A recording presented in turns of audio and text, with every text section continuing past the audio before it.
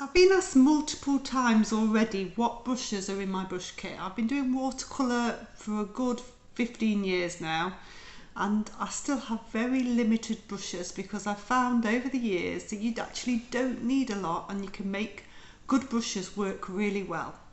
So the first thing I'm going to say is that I use a synthetic blend brush. So the reason I use synthetic primarily is because they've got a little bit of a spring. So that spring is really useful when you're trying to paint detail. A sable brush is lovely. I love a good sable. It flows, it gets loads of water and loads of paint. It's harder to control. A synthetic blend that holds a decent amount of paint and has a good point is much easier when you're a beginner.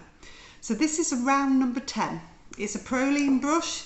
I don't think it necessarily matters what brushes. I like Proline. They're the ones I'm using at the moment. They've got a fantastic point. The point stays for quite a while as well.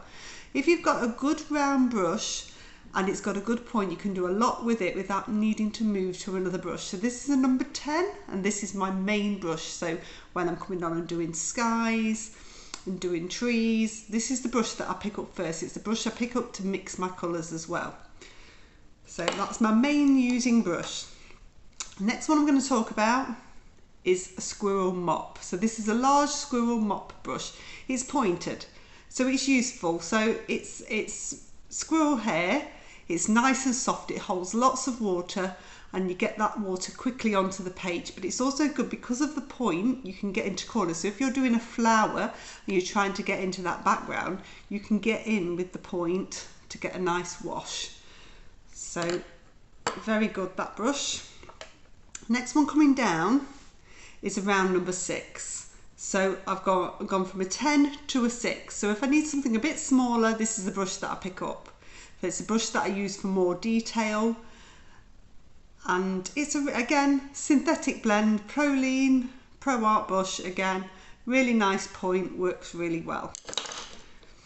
Then I go down to a flat. So a flat I don't use very often, but I do like to use a flat for certain things. So for water, it's very good for horizontal strokes. For distant trees, it's very good because you can pick up different colours on your brush and dab those on. So it's useful to have in your kit.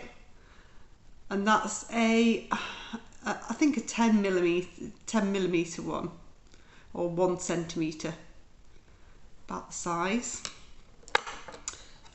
Next brush that I use quite regular is a rigger. So this is a number 2, a synthetic blend one again from Proline.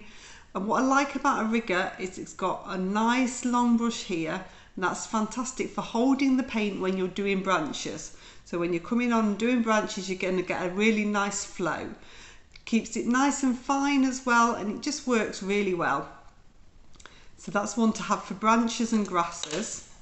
So this one, I have this in my kit. I would use it very rarely. If I can manage without using a small thin brush, I will do. So this is a number 2 round. Again, it's a synthetic blend, got a nice point. So this comes out mainly when I'm doing minute detail. So an example of this might be if I'm doing some sort of portrait and I am doing an eye, and I want that eye to really have that level of detail in there. So that's when this brush comes out. I hope that helps. So these brushes are the brushes I use all the time, every day when painting. I don't go to many other brushes. I might go to a larger round if I was doing something on a large sheet of paper.